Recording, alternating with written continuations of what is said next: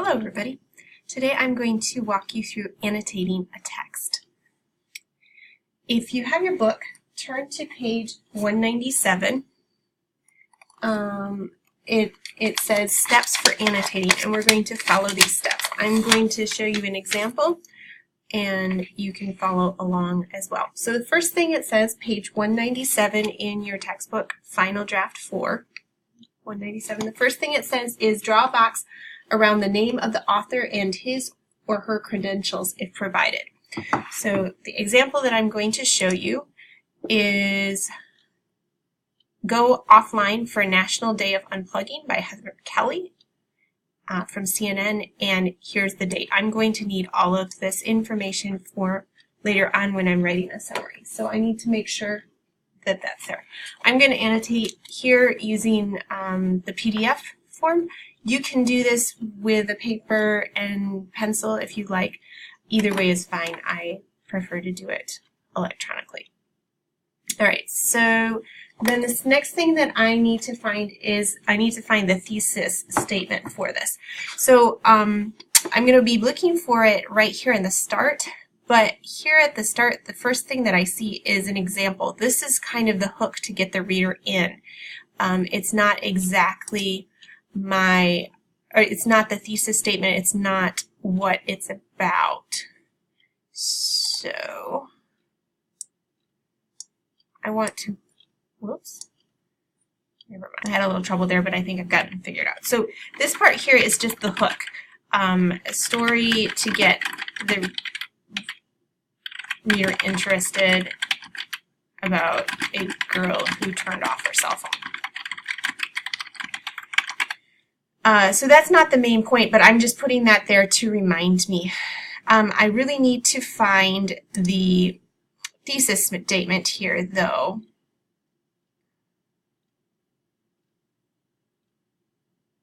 In this. So I think it's right here. There's a growing movement that wants to make taking such a break from our electronics the rule, not the rare exception. So I'm going to highlight that. There's my thesis statement, or the main point of what this is all about. And then it says, find the main supporting ideas. So,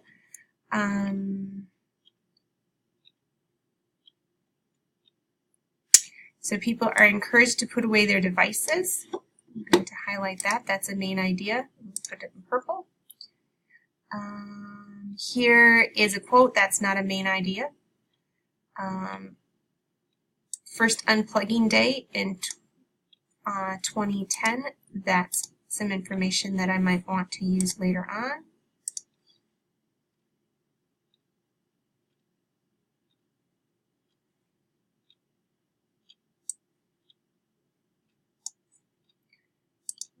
Here's another good idea.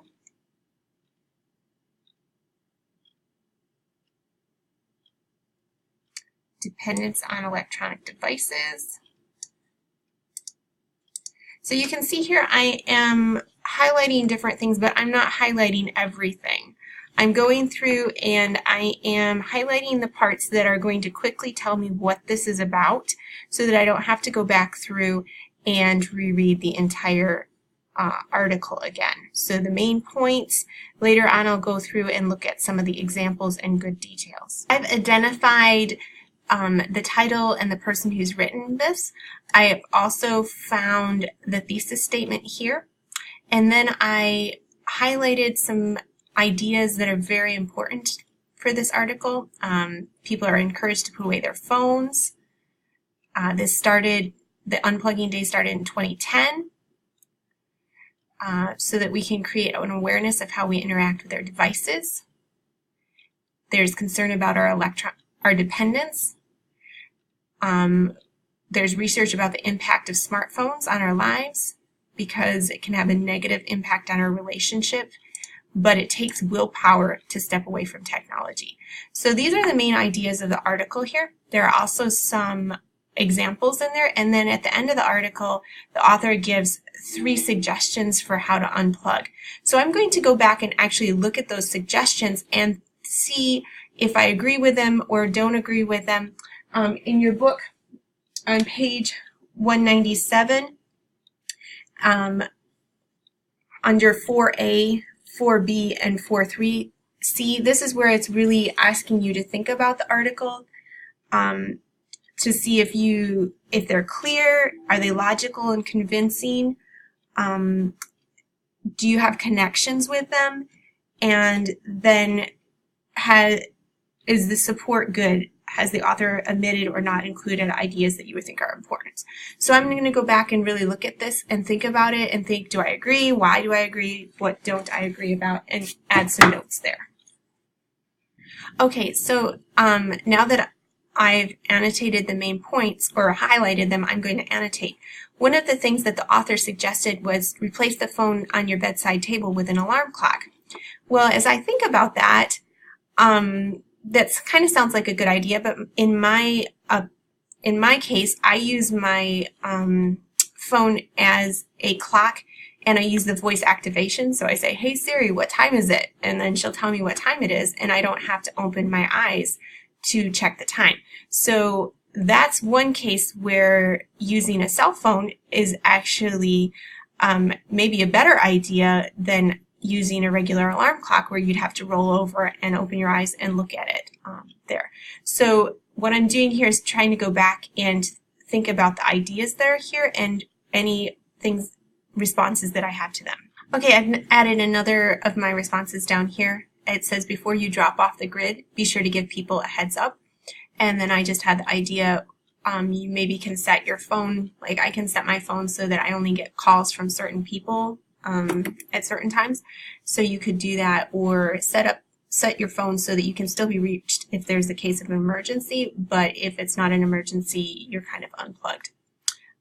So I've annotated this. I've identified the thesis statement, the title and the author information that I'll need, and then I've got the main ideas here are in purple, and I've also interacted with the article just by jotting down some of my thoughts about certain and responses to certain places.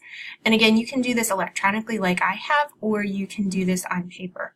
While you're annotating, this is also a good time if there are words or phrases that are new for you, new vocabulary, a good time to annotate those in the margins, or if you think of some synonyms for some keywords, this would be a good time to work on that as well.